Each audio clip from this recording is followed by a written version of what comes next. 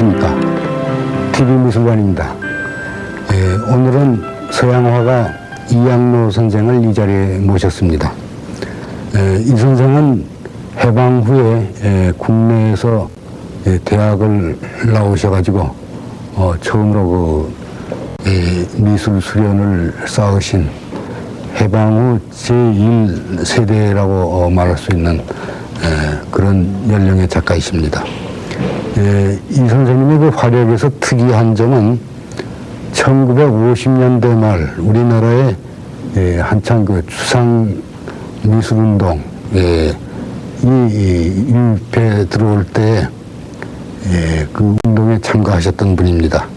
당시에 세계를 풍미했던 추상 표현주의 사조가 우리나라에도 들어와서 당시 이 대학에서 공부하시고 갓 졸업하신 젊은 신진 작가들에 의해서 소위 그 앙포멜 운동이라고도 말합니다만 추상 표현주의 운동이 일어날 때 이 현대미술가 협회라고 하는 그룹을 중심으로 해가지고 그 이후에 악듀엘이라고 하는 그룹에도 참여하시면서 추상미술 운동에 관여하셨습니다.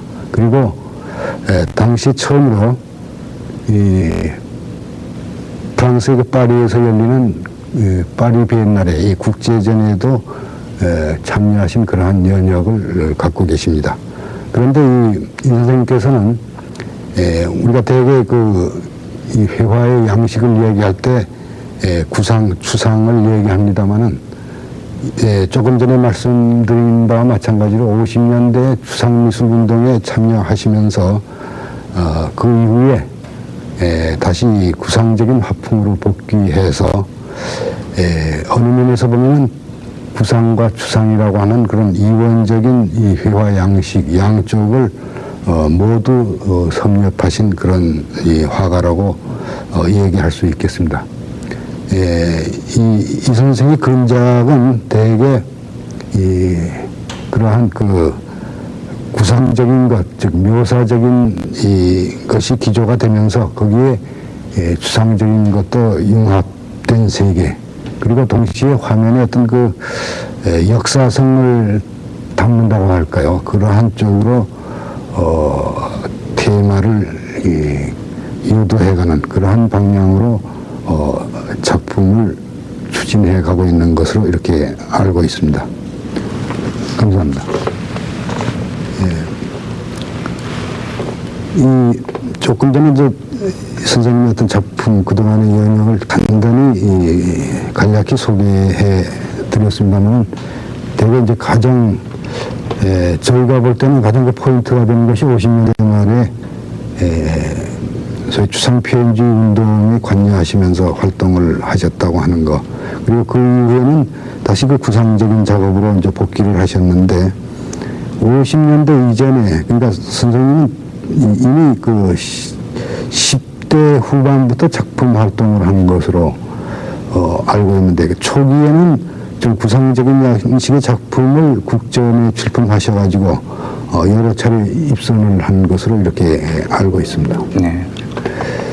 그 이후에 이제 50년대 말이라고 하는 것이 우리나라 현대 미술사에서 하나의 그 전환기라고 할 수 있겠는데, 그 전환기에 있어서 어느 면에서 이제 선생님께서는 그런 추상표현주의 운동의 하나의 그 선구적인 그런 역할을 하셨습니다만, 그 이후에 한 5년간의 그 공백이 있은 후에 다시 이제 구상으로 이렇게 전환을 하셨죠. 네. 그러니까 결국은 그런 일반적으로 우리가 회화의 이원적인 양식이라고 할 수 있는 추상과 구상의 양쪽을 모두 섭렵하셨다고 이렇게 얘기할 수 있겠는데, 그러한 전환, 추상에서 구상으로 다시 복귀한 그러한 이유를 어디에 둘 수 있겠습니까? 저는 그렇게 생각해요. 무슨 추상이니 구상이니 사실이니 이런 어떤 거에 국한될 필요가 없다고 봅니다. 작가는 자기가 할 수 있는 일을 하면 되니까. 그러니까 어떤 그 현대 미술을 첨단을 걸어야 되겠다든가 뭐 그것만이 전부다. 또 뭐 그거는 모르겠다. 뭐 사실이 좋다. 뭐 이런 뭐 여러 가지 있겠죠. 근데 자기에게 가장 알맞는 게 뭔가 하는 걸 추구해 들어가는 게 역시 작가가 할 일이 아닌가. 그래서 이제 추상을 하다가 구상으로 온 거는 역시 이제 추상을 하기 전에 제 자신의 어떤 밑바탕 이것이 이제 다시 살아난 거죠. 그래서 이제 구상으로 넘어간 결과가 된 거죠. 네. 그러니까 이제 50년대 말부터 60년대 초에 걸쳐서 그 현대미술가협회라든지 또는 악듀엘 그룹에 이제 참여하시면서 말하자면 어떤 그 첨단적인 그런 양식의 미술운동에 관여하셨는데 그 이후에 이제 그 구상으로 복귀하시면서 이제 이준섭의 어떤 그 작품 세계라고 하는 것은 사물을 어떤 말하자면 좀 극세하게 묘사하는 그러한 방향으로 진척된 걸로 이렇게 알고 있습니다. 어느 면에서 보면은 작가 자신이 그런 그 체질이라든지 작가 자신이 가지고 있는 그 예술적 바탕이 그러한 쪽에 합당하다고 느꼈기 때문에 그렇게 왔습니다. 그렇죠. 제 자신은 이제 그게 내게 맞지 않는가 이렇게 생각한 거죠. 그리고 그 당시에는 처음에 이제 17, 18세 이게 6.25 사변 전에 그 당시에는 뭐 저에게 특별한 교수가 가르치는 사람이 없었어요. 그저 오로지 책이라든가 인생물 같은 걸 보고서 서구의 옛날 그 대가들을 보고서 거기서 느끼고 거기서 배웠죠.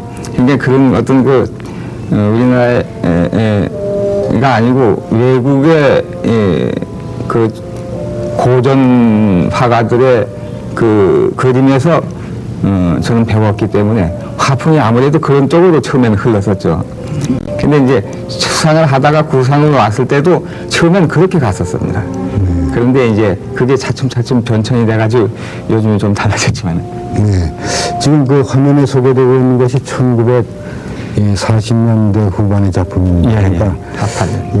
막 굉장히 오래된 작품인데 저런 그 초기의 작품을 아직까지 참 간직하고 계시다는 것이. 근데 저 당시에 제가 그해 50년 가을에 사실 그때는 저희 지금 신세대 미술관이지만은 그 당시는 동아백화점이라고 했어요. 거기 미술관에서 저희 개인전 하려고 회장까지 예약을 해놨었습니다. 그때 저런 작품으로서 한 40점이 됐었거든요. 그러니까 19, 20, 21 요 사이에. 근데 6.25 사변이 그걸 깨뜨리고 말하지만 그때 이제 좀 큰 거는 다 없어졌어요. 저거 이제 뭐 8호, 10호 이내 거를 이렇게 쌓아놓은 것이 집에 다 갖다 쌓아놓은 것이 이제 어머니께서 사변통에 이제 가지고 내려오시는 바람에 저게 남아있는 거죠. 네.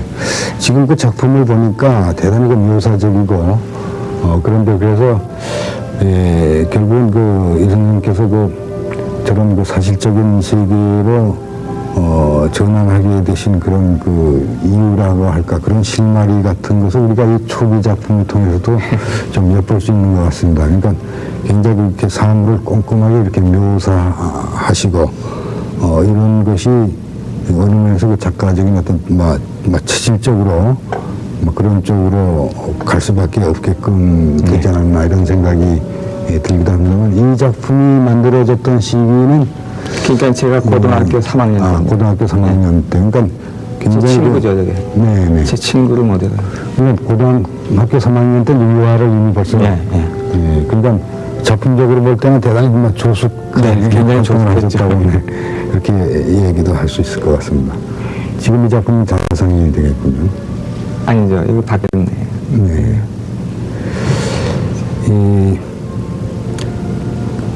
지금 이 작품이 여기 이제 추상. 그러니까 저건 50년대 후반에 저건 60년대 그 악듀엘 시절. 악듀엘 전에 냈던. 그래서 이제 그 앙포르메르라는 것이 저게 이제 이 현대미업 초창기에. 앙포르메르라고 하는 것이 이제 우리나라로 비정형. 네, 그렇죠. 어떤, 이렇게 일반적으로 얘기하는 어떤 정형이 아닌 그런 형상. 어떻게 보면 화면 속에 뭐 그린 것도 같고 안 그린 것도 같고 한데 어떤 구체적인 형상성을 띠지 않은 그런 것이었죠. 근데 참 그 50년대 말이라고 그러면은 소위 그 추상 표현주의 열기라고 하는 것이 이 세계적이었다고 말할 수 있겠죠. 네, 그러니까 그러한 그 추상 표현주의 운동이 유럽에서부터 시작돼 가지고 우리나라에까지 그 파상적으로 영향을 미쳐서 당시에 어떤 뭐 20대가 됐죠. 그 당시에 작가의 영향을. 그렇죠. 20대의 어떤 그 감수성이 그런 그 좀 새롭고, 좀 그런 파격적인 그런, 일반적으로 뭐 전위 운동이라고는 합니다만, 그러한 데에 이제 매진하게끔 그렇게, 당시 상황이 유도하지 않았나 이렇게 생각도 듭니다. 그 무렵에 이제 그 파리 비엔날, 그러니까, 아주 좀 진취적인 국제전이라고 아직까지도 존속되어 있는데 여기에 그러니까 초창기에 이미 이성준께서는 여기에 작품을 이제 출품. 제가 낸 것이 파리 비엔날 제2회 때입니다. 네, 제2회. 네.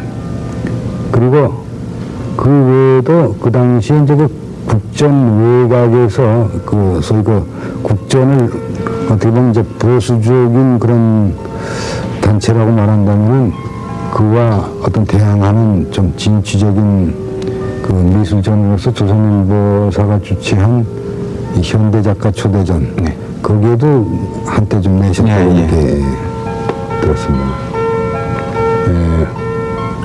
이 작품을 통해서도 그 1950년대 말 그 추상표현주의 운동이 한창일 때 우리 어떤 그 미술계의 그런 그 상황 이런 것을 이 작품을 통해서 우리가 어떤 조명할 수 있을 것 같습니다.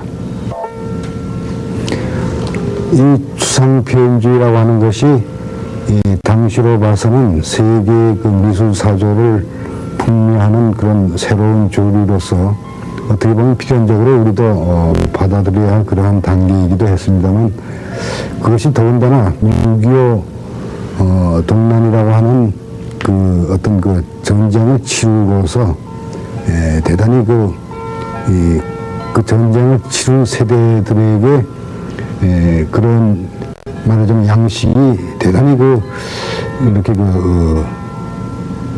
아필할 수 있었던 그런 여건이 특히 그러한 흐름이 강하게 나타나는 그런 그 동인도 되었다고 이렇게 생각이 되어지는데요. 지금 이 선생의 이 작품의 제목이 이제 표지됩니다만 그러한 제목에서 풍기는 것도 그러한 그 전후의 어떤 그런 암울한 상황 같은 것이 느껴지기도 하는데요. 네, 그렇죠. 이게 앙포르멜이 사실 우리나라보다 외국은 더 먼저 그냥 2차 대전 후에 이제 불길같이 일어났는데 우리나라는 거기에다가 이제 6.25라는 걸 또 한 번 더 5년 후에 다시 겪었거든요. 그렇죠. 그때 우리 젊은이들의 우리 온 민족의 그 비통한 건 말할 수 없죠. 그러니까 그 당시에 추상을 하게 되면 의뢰 그런 쪽으로 자꾸 이 마음이 가는 그런 쪽으로 이제 가게 되고 근데 저는 오히려 그 앙코르메리에는 그런 테두리를 별로 그렇게 의식하지 않았어요. 그죠? 뭐 꼭 이렇게 하는 거다 하는 그런 거에서 벗어나서 왜냐면 제가 체험했던 그 어떤 쓰라림 이런 것을 그대로 그냥 화면에 어떤 순서 없이 어떤 뭐 조작 없이 그냥 갖다 던져는 그런 작업으로 그냥 하다 보니까 제 성격이 또 온화해서 이제 남들은 오히려 서정성이 있다고 이런 얘기를 했을 때는 저는 또 조금 그게 아닌데 내 생각은 그건 내 자신의 인간성에서 풍겨 나오는 건지 몰라도 나는 뭔가 그래도 그 어려운 과정을 얘기하고 싶었는데 하는 그런 생각을 항상 해왔죠. 근데 그 추상표현주의도 이제 그걸 여러 대가 유형을 나누기도 하죠. 그 가운데도 어떤 그런 서정성을 띈 그런 추상도 있고 아주 그 격렬한 그런 추상도 있고 한데 그래서 그 당시에 그 마리 선생의 작품은 비교적 그 서정성을 띈 그런 이제 추상이었다고 얘기할 수 있고 그리고 뭐 이 선생님의 성격 자체도 그렇거니와 뭐 그렇게 늘 조용하시고 차분하시고 그런 데서 그런 것이 이제 작품을 통해서 이제 뭐 투영돼 나올 때 역시 그런 쪽으로 갈 것은 당연하리라고 이렇게 보여집니다. 그래서 그 이후에 구상적인 대로 이제 이 양식의 어떤 그 선회를 보이고 있는데 더군다나 이제 이 선생 개인의 체험으로서는 6.25 때 이제 고생도 많이 하셨다고 들었고 또 그거 외에도 3년간 투병 생활도 하셨다고 하는데 막 그런 것들이 이 작품에 여러 가지로 이제 복합적으로 이제 작용도 했으리라고 이렇게 보여집니다. 그런 거가 전부 이제 저가 오늘의 저를 만들어준 거가 아닌가 이제 그런 과정으로 봅니다. 그리고 50년대 이제 후반부터 60년대 초까지 그런 소위 그 전리전열이라고 할까요? 그런 추상 표현주의 운동에 뛰어드셨다가 그 이후에 한 그 5년간의 어떤 공백을 가지셨다고요. 그게 그것도 아주 저에게는 굉장히 그 아픈 구멍이죠. 작가가 붓어놨다는 것 같은 비통하고 한 거 말할 수 없는 거죠. 근데 그게 마찬 이 자리에서는 참 말하기 어려운 그런 어떤 가정적인 개인적인 얘기예요. 그래서 이제 새롭게 70년대 들어서 새롭게 이제 시작하신 세계가 지금 화면에서 보이는 것과 같은 그런 구상적인 그런 작품 세계. 지금 누드 작품이 소개되고 있습니다만 비교적 그 어떤 소재 대상을 꼼꼼하게 이렇게 무사적으로 파악해 들어가는 그러한 화면인 것 같습니다.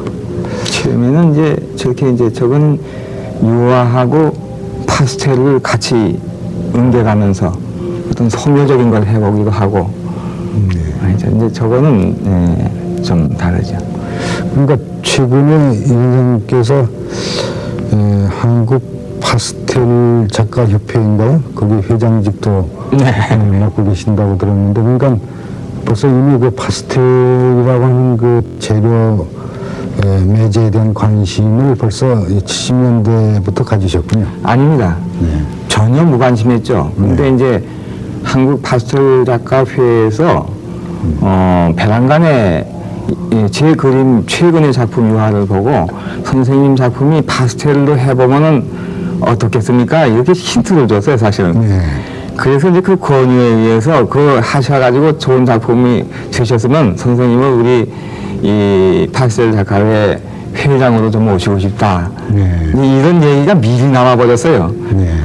근데 그게 내가 회장이 되는 건 쑥스러운 얘기고 하여튼 내가 그 파스텔을 한번 해보마. 그래서 작품이 되면 내고 안 되면 내 못 낼 거다. 그래서 해본 결과가 이제 그 유화하고는 전혀 유화를 가지고 따를 수 없는 분야가 파스텔 분야에서 있었다 하는 거고 그거를 하길 잘했다 하는 생각이 나중에 들고 이제 그렇게 돼서 앞으로 파스텔 분야에 조금 좀 깊이 좀 들어가 보고 싶은 그런 욕망이 생겼죠. 지금 여기 그 70년대 작품을 보니까 이 추상에서 구상으로 이제 선회하신 이후의 작품들인데 어딘지 모르게 그 화면이 이렇게 좀 발색이 없고 어떤 색채의 윤기라고 그럴까 그런 것이 없고 좀 침침하고 아주 좀 침울한 이러한 분위기입니다만 이런 것들이 어떤 이 추상적인 말하자면 앙포르밀 화풍에서 변한 이후에 잔조라고 할까요? 어떻게 해가지고 그 당시에 이 화면이 좀 이렇게 좀 침울한 화면으로 기울어졌다고 생각하십니까? 본인의 입장에. 근데 저는 선천적으로 타고나기로 좀 우울한 성격인 것 같아요. 고등학교 다닐 때도 아까 그 옛날 그림에도 보면 친구 그린 거라든가 이런 거 보면 전부 표정이 우울하고. 근데 이제 사회생활 하는 데는 절대 그렇게 우울한 거를 남에게 보인다든가 이러진 않고 살아요, 저는. 밝게 사는데. 조용하게 내 작품에 임할 때는 항상 마음이 우울하게 가라앉아 버리고 이제 그렇게 되면 작품이 또 그림 속으로 흘러버리고 그렇게 되네요. 근데 그건 뭐 그걸 또 억지로 안 그러려고 한다고 되는 것도 아니고 그건 저의 어떤 성격인 나름인 것 같아요. 뭐 우리가 이 작품을 감상할 때 거기에 무슨 제목이 특별한 의미를 갖는다든지 그 중요한 것은 아닙니다만 지금 그 작품 제목을 보니까 고요한 해변이라든지 좀 쓸쓸한 여인이라든지 이런 것들이 풍기는 그 뉘앙스가 마치 이 어떤 의미에서 이 선생 그 작가의 이 내면의 어떤 일부를 거기에 반영된 것이 아닌가 이런 생각도 들기도 합니다만 여기 이제 고요한 해변 굉장히 그 좀 심상적인 그런 화면이라고 얘기할 수 있겠어요. 어떻게 보면 겨울바다 같기도 하고. 네, 저게 겨울은 아닌데 조금 추울 때입니다. 네. 그러니까 그 뭐 바다에 배가 떠 있는 것도 아니고 그야말로 그냥 바다. 그냥 바다가 전개되고 있고. 이것은 이제 쓸쓸한 여인이라고 하는 제목이 이 작품이 됩니다. 근데 저 여자는 저한테 이제 그림을 좀 배웠는데, 대학에 시험을 쳐가지고 낙방을 3번이나 했어요. 그래가지고 또 낙방을 하고서 3번째 낙방하고 언제 와서 그냥 앉아있는데 자꾸 울어요. 그래서 그 옆에 이렇게 앉았다가 뭐라고 말로 위로해봐야 그건 소용없고, 너 그대로 좀 앉아있어라. 내가 하나 그려놓으마. 그러고서 이제 그냥 그린데, 좀 쓸쓸해 보이지. 해놓고 보니까 역시 또 그림도 쓸쓸해지고. 그러니까 지금 뭐 작품의 어떤 그 모델에 얽힌 일화를 잠깐 좀 소개했습니다만 그리고 이제 뭐 여인의 어떤 그 모습이 쓸쓸해 보인다. 그것도 좀 막 그런 것도 우리가 받을 수 있는 느낌이 하나입니다만 전체적으로 어떤 화면에서 어떤 색채 톤이라든지 이런 것들 자체가 좀 그런 뭐 쓸쓸하다고 하는 표현과도 좀 맞아떨어지지 않나 이런 생각도 듭니다. 여기에 또 이 인물의 측면 모습도 등장하고 있습니다만 지금 부분적으로 보이는 그 옷주름의 표현이라든지 어떤 이 얼굴 부분 보면 굉장히 섬세하게 사실적으로 이렇게 이제 이 작품서부터 제가 조금 사실이라고까지는 할 수 없지만 하여튼 깊이 사실적으로 파고드는 시기가 됐죠. 그 전까지는 붓이 좀 크다든가 뭐 이런 경향이었는데 이때부터는 저게 상당히 어느 부분에 가서는 상당히 깊이 사실적으로 들어가는. 그리고 어떤 그 인물 소재를 그 화면에 저렇게 이제 등장시킨다 하더라도 막연히 거기다 이제 화면을 이렇게 집어넣는 것보다도 어떤 그 소재를 통해서 어떤 그 문제를 제시한다는 것도 이제 중요하리라고 이렇게 봅니다.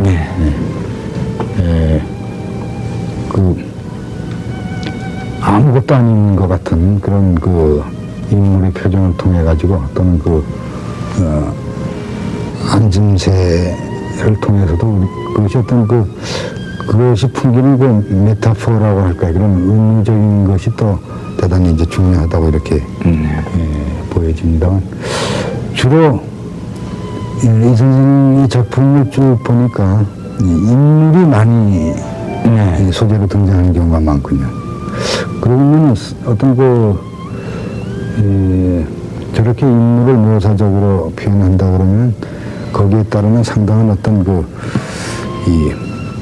이 대상의 기량이 이제 뒷받침이 돼야 한다고 생각되는데. 근데 저는 아주 어렸을 때부터도 어떤 눈이 정확하다는 자신은 있었어요. 그리고 남들이 굉장히 보는 눈이 정확하다.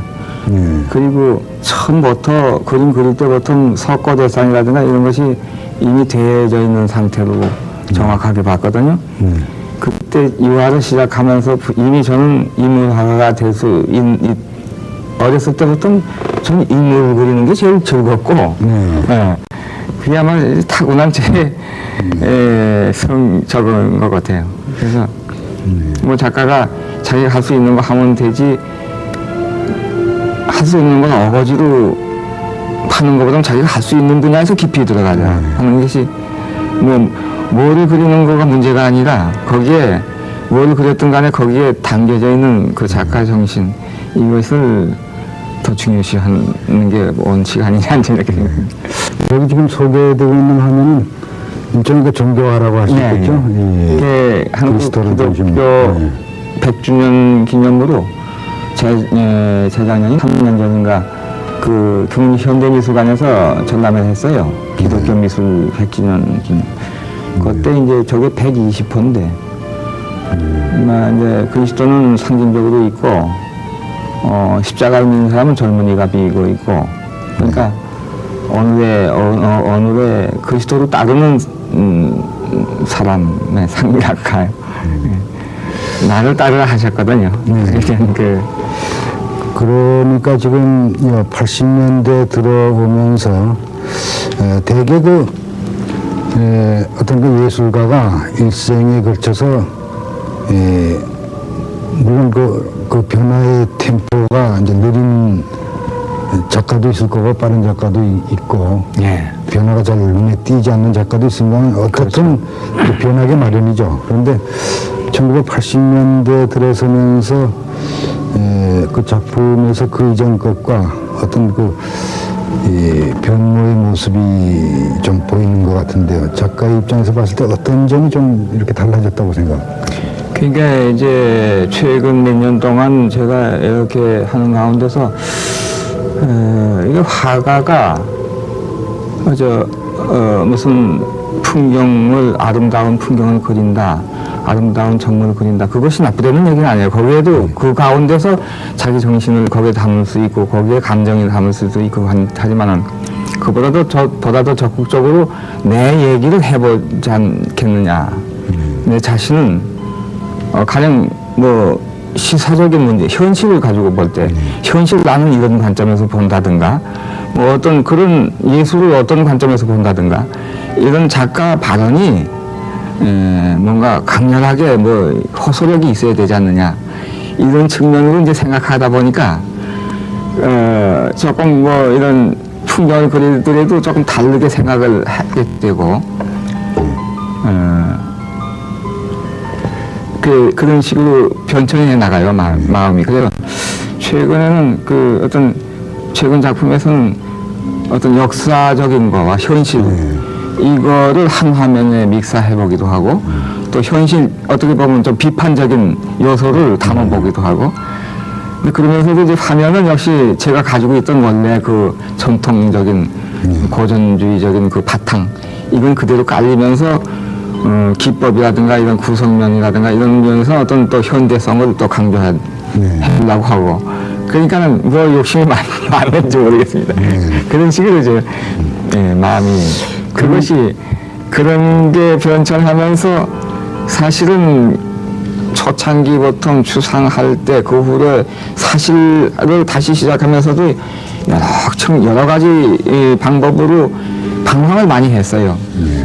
근데 이제 나이 60이 가까이 돼가지고 이제 그런 걸 겨우 진작에 내가 할 일은 이거였지 않느냐 하는 생각이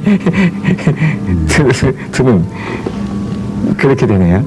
네, 그러니까 아까 처음에 제가 이제 소개했던 것과 마찬가지로 이제 50년대 말에 우리나라 지금 현대미술사에서는 그것을 대단히 좀 큰 사건으로 다루기도 합니다만 그 앙콜멜 운동 때 거기 참여하셨다가 말하자면 그 추상 미술 쪽에 종사하시다가 그와는 정반대 어떻게 보면 극과 극이라고 할 수 있는 좀 거의 막 극사실까지는 안 되더라도 거기에 가까운 묘사적인 화풍으로 이렇게 바뀌셨는데 그러니까 어느 면에서 보면 이 선생님께서 지난 연역을 봤을 때 가장 어느 면에서 시주를 탔다고 볼까 그것이 이제 50년대 말이라고 한다면 그 이후에 어떤 그런 이 시대 사조라든지 달리 말하면 그런 시류와는 관계없이 어떤 독자적인 세계를 쭉 추구하셨다 이렇게도 말씀할 수 있겠는데요. 근데 80년대에 이제 주로 이제 학생들 사이에 그런 것이 많이 침투되기도 했습니다. 미국 쪽에서 불어온 하이퍼리얼리즘이나 이런 것들이 학생들 화면에 많이 수용이 되고도 했는데 그런 쪽은 별로 작품을 하는 동안에 의식하신 적은 없으신가요? 저는 현대 미술을 상당히 관심 있게 봐요. 네. 그래서 우리 이제 구상 계열의 젊은이들이 나한테 어떤 그 그림에 대한 얘기를 요청을 하고 대화를 하는 때가 있습니다. 그러면 이 현대 미술을 이해하려고 노력하지 않으면은 안 되겠다.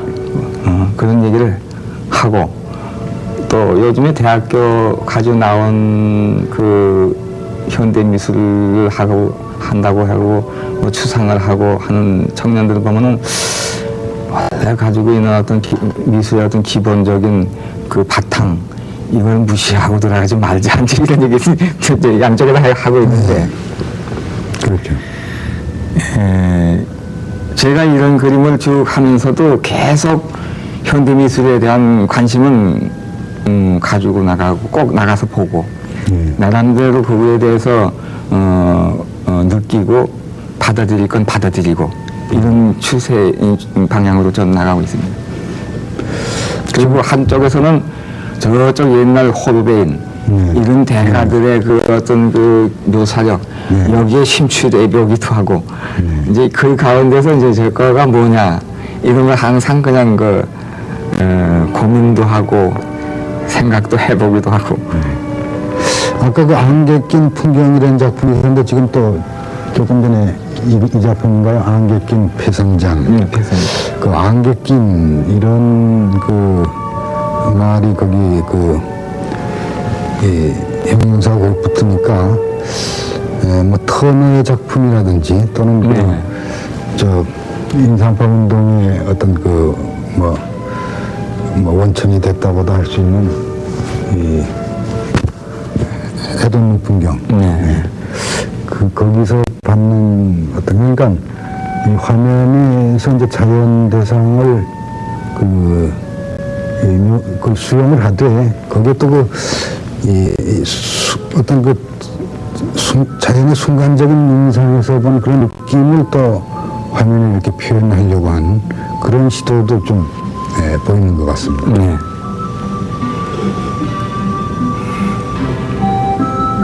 그리고 제가 이렇게 풍경을 그리러 가보면은 근데 저 자신은 왜 그런지 너무 그저 평범한 게 마음에 안 들어요. 뭔가 좀 성격이 그래서 그런지 뭔가 좀 달라져야지 않은 달라진 상황 뭐 이런 거를 자꾸 좋아해요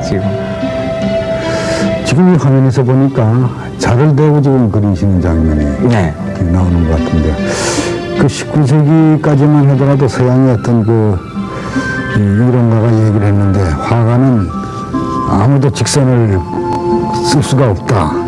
이렇게 단적으로 얘기를 했는데 20세기 이후에 와가지고 상황은 달라졌죠. 몬드리앙이 완전히 직선적인 그런 그림도 나오고 했는데 그러니까 지금 그런 사실적인 화면이면서 때로는 그런 자를 대는 그런 직선도 필요한 경우가 있으십니까? 네, 저는 그 화가는 직선은 그것은 안 된다 그런 얘기라든가 여러 그런 얘기들은 그 사람이 하는 얘기뿐일 거라고 난 봅니다. 그리고 저 그림은 좋고 저 그림은 나쁘다 하는 그 얘기 그것도 그 사람의 개인이 보는 눈일 겁니다. 그래서 제가 보기에는 남의 그림을 보든지 어떤 그림을 볼 때 내 생각에는 그렇다. 나는 이런 쪽이 좋다. 이것뿐인 거지. 자기 말이 절대적으로 이게 옳은 얘기다. 이런 주장은 예술가는 할 수 없다는 저는 생각해요. 그래서 저 그림은 저는 그래서 이 기법을 어떤 거에 구애받지 않아요. 그래서 뭐 추상할 때 어떤 그 앙호르멜 시절에 했던 그런 기법 예비 필요하면 그걸 도입할 수도 있는 거고. 그래서 어떤 부분에서 아주 세필로 그리고 어떤 부분에서는 크게 뭉개고 또 연필로 긋기도 하고 또 자를 대기도 하고 합니다. 또 아니면 로라에다 묻혀가지고 깔아주기도 하고 그러면서 어떤 공간감과 어떤 톤을 찾아주고 분위기를 찾아주고 이런 작업을 하게 되니까 단순하게 그냥 붓으로만 할 때 하고는 그 그림을 그리는 즐거움이랄까 뭐 이게 전혀 다른 근데 제가 하는 게 이렇게 하는 게 제일 좋은 거 아니냐 이런 얘기는 절대 아닙니다. 제 경우는 그렇다는 얘기죠. 그러니까 말하자면 이 표현의 어떤 다양성이라고 할까 그런 것을 이제 추구하신다는 말씀이 되겠는데 사실 그렇죠. 20세기 이후에 이제 회화가 그런 표현의 다양성뿐만 아니라 어떤 재료의 가능성 문제도 이제 확대가 됐죠. 그러니까 과거처럼 어떤 이 캔버스 위에다 붓으로만 그려야 된다는 그런 고식적인 방법 그런 편견은 이제 없어지고 뭐 심지어는 오브제가 등장하는 이런 것으로 변모가 되고 있는데 지금 80년대 중반 이후에 지금 주로 이 가족을 중심으로 한 이 작품들을 보니까 또 그동안의 작품 과정과 비교했을 때 또 하나의 어떤 그 변모가 보입니다. 여기서는 아까 이제 그 작가께서 말씀하셨던 것처럼 어떤 역사성을 집어넣는다고 할까요? 그런 측면도 보여지고 이 화면 처리에 있어서는 어떤 그런 추상성이 다시 도입이 되는 그런 것이 좀 보이는군요. 저 그림은 왼쪽에 이렇게 흐미하게 있는 것은 돌아가신 분들입니다, 다. 그런데 그건 이제 사진을 가지고 그렸고, 오른쪽은 이제 저희 가족이에요. 이 제목을 가족 이야기라고 붙였지만, 사실 저게 제가 말하고자 한 거는, 그러니까 이제 2조 시절에 우리나라의 그 어떤 유교 사상, 그것이 이제 지금 저 몽타주도 아까 조기조각 같은 거 이렇게 몽타주 한 건데, 그게 이제 공자와 맹자하는 그 책자를 이제 붙인 겁니다. 그런 그 윤리관도 땅에 떨어져 있고, 여자 밑에 거기 몽타주 한 거는 성경 구절에서 딴 거예요. 이제 그런 것에서 이제 말하자면 현실을 비판적인 그런 거예요. 그런 거가, 모두 그냥 땅에 떨어진 상황. 그러니까 현실을 긍정적으로 본 게 아니고 부정적으로 본 측면이라고 뭐 그렇게 그런 면을 볼 수 있죠. 또 여자 밑에 남대문과 그 밑에 사진도 이렇게 붙였는데 그거는 외정 시대에 이제 우리나라 그 일제를 상징하는 그런 몽타주도 해보기도 하고 또 어떤 이조 백자도 그려보고 이제 이러면서 내 나름대로 그게 저게 이제 86년도에 우리나라 현실을 좀 부정적인 면을 한번 표현해보고 싶은 그런 충동에서 이제 나왔던 거고. 그러니까 이제 화면을 통해서 어떤 메시지를 좀 그렇죠. 담고 이제 전달하는 그러니까 이제 그런 시도. 순수 회화 측면에서 볼 때는 이단이라고 볼 수 있겠지만은 그런 작가가 화면을 통해서 어떤 자기 말을 하는 그런 작가도 있어야 되지 않느냐. 저는 그렇게 생각을 합니다. 그러니까는 그런 풍경이나 이런 거 보는 사람 말이 없는 거냐. 그건 아니고, 그건 그 얘기하고는 다른 측면의 얘기죠. 그러니까 현대 회화가 거둔 성과 가운데 하나가 과거의 고전 회화가 가지고 있던 그런 일화성이라든지 거기에 어떤 스토리를 담는다든지 너무 역사성을 부각시킨다든지 그런 것을 이제 배제하려고 했는데 어느 면에서 그걸 회화적으로 이렇게 좀 수용을 한다는 것도 이제 중요하다는 그런 말씀이 되겠고. 네, 저는 하여간 아까도 잠깐 말씀드렸지만 그게 현대 회화는 이렇게 돼야 된다 저렇게 돼야 된다 뭐 여러 학자들이 많이 하고 어떤 학자는 이렇게 말하고 저렇게 말하고 하는데 저는 그런 거는 저하고는 아무 관계없는 얘기라고 봐요. 저 자신은 제가 생각한 대로 뭐 그거가 어떤 그 현대 미술에 어떤 이게 된 거라든가 뭐 맞지 않는다든가 이런 건 상관하지 않아요. 제가 하고 던질 수 있는 메시지는 던질 수 있다. 저는 이렇게 보는 거고. 그죠? 이제 제가 지금 단순한 아니한 그림을 그릴 수 있는 입장이 저는 이미 이제 안 돼 있다. 제 체질이. 그러니까 제 체질이 맞는 제가 하고 싶은 얘기가 있으면 화면 통해서 해보자. 또 찬양할 거 있으면 찬양도 해보자. 그것이 어떤 설명적이다 될 수도 있겠고 또 회화에서 벗어나는 이런 거가 될는지는 몰라도 그런 거 저런 거 저는 상관하지 않는다는 그런 오기 뭐랄까 그 고집이랄까 이런 게 이제 최근에 몇 년 동안에 생겼죠. 지금 이야기 중에 그 생활 사진이 지금 소개되고 있어요. 이 장면은 어떤 저게 2회 개인전 때 집사람하고 뭐 케이크를 자르는 그럼 이회면은 굉장히 지금 횟수로 오래됐어요. 그러니까 저게 81년인가 2년인가 그런 것 같아요. 여기 민속 걸작전 민화 걸작전 저게 이제 재작년에 모구회 전람회 냈던 거예요. 그래서 이제 그때 하나 혹시 저 가운데 화면에 그게 처음입니다. 네, 그렇죠. 예. 근데 뭐 꼭 초상화적으로 담게 그리려는 생각은 안 했어요. 그거에 모델이 없으니까 제가 쉽게 찾을 수 있는 게 가족이니까 그냥 이용했을 뿐이지. 이제 화면에 어떤 그게 이제 작년 거군요. 여기도 무슨 뭐 그런 신문에서 나온 거 이런 거를 몽타주 하고 무슨 그 기사도 이렇게 저기에다 붙여놓으면 저건 영원히 남아있죠. 증거로. 그러면서 이제 어떤 뭐 그림 같이 만들기도 하고 하지. 그 여자 얼굴을 그리고 화면에 어떤 그 메시지를 담는다고 하는 것은 특히 이제 80년대 이후에 가가지고 일부 그 젊은 작가들에게서 이제 많이 작품에서 많이 볼 수 있는 그런 현상이기도 합니다. 그런데 이 어느 면에서가 우리 어떤 그 정치적인 현실을 너무 적나라하게 이걸 화면에 이렇게 수렴해가지고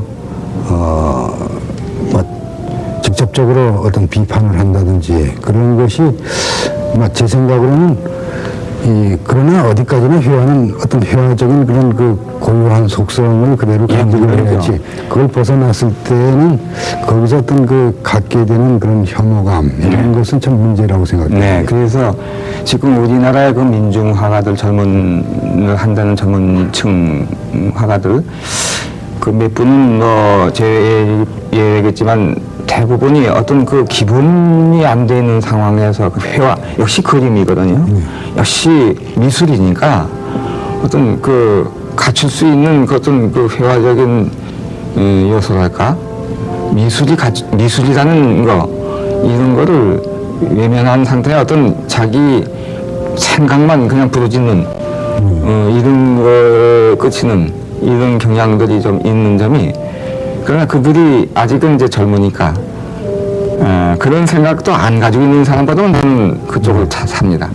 아무 생각도 없이 그리는 편보다는 좋든 나쁘든 뭔가 나름대로의 생각을 가지고 뭔가 얘기를 하겠다든가 뭘 슈리얼리즘적인 화풍을 가지고 뭘 하겠다든가 뭐 여러 측면이 있는데 그래도 뭔가 몸부림치고 파고들려고 하는 그 생각 그거는 그냥 안이하게 하고 있는 사람들보다는 저는 높이 산다 이런 생각을.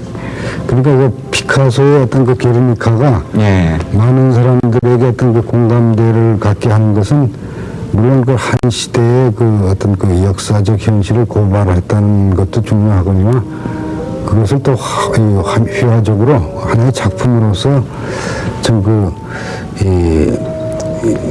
영향 있게 처리했다는 점이 그렇죠. 그것이 먼저고, 그것이 먼저인지 이것이 먼저인지 어느 게 먼저라고는 할 수 없겠지만, 저는 그게 없었던들 말만 가지고, 메시지만 가지고는 차라리 글로 쓰는 게 낫죠. 그렇죠. 그게 더 확실하죠.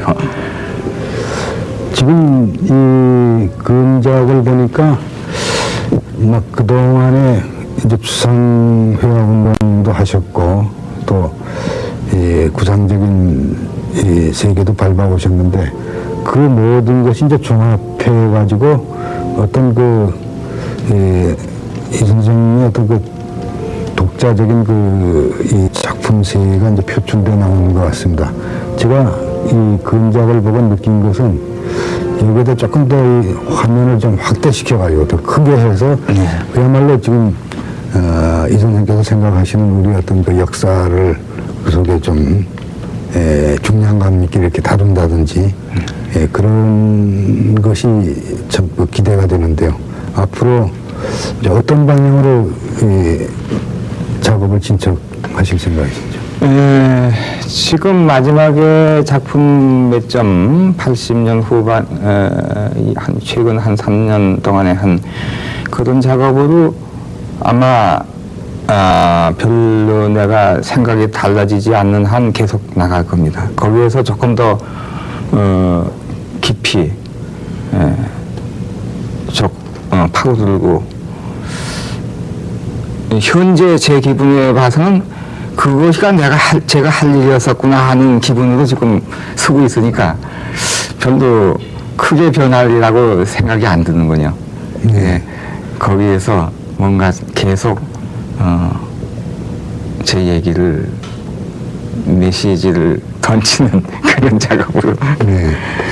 아마 그러한 지금 작가의 의도가 이제는 아마 시작 단계로 이렇게 보여집니다. 그래서 앞으로 그렇게 평소에 지금까지 쭉 이 작품 세계를 전개해 오시고 이제는 어느 정도 그 마무리 짓는 그런 단계까지 이제 들어서신다고 이렇게 보여지는데요. 이 과정을 통해서 앞으로 우리의 어떤 그런 역사적 현실이라든지 현장성 있는 세계를 보다 좀 심도 있게 작품을 통해서 펼쳐질 것을 기대해 마지 않습니다. 오늘 시간 감사합니다.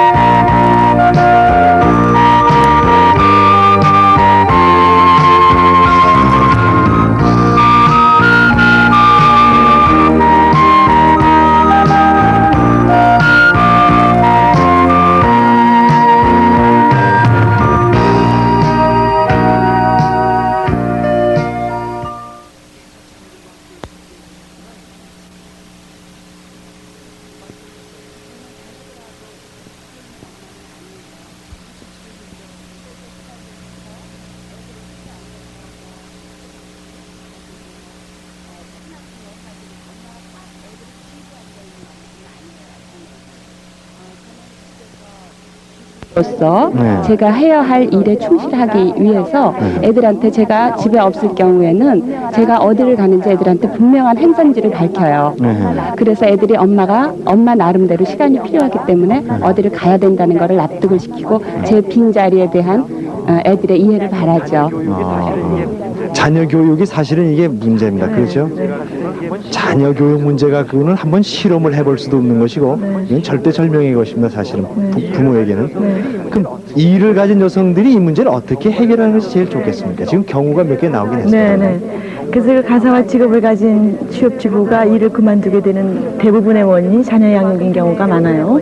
그만큼 자녀 양육이 그 큰 핸디캡으로 나타나는데 앞으로 우리가 추구해야 될 것은 우리가 이제 모성을 굉장히 중요시하고 정말 중요하다고 생각합니다만 그것만큼 중요한 것이 부성이에요.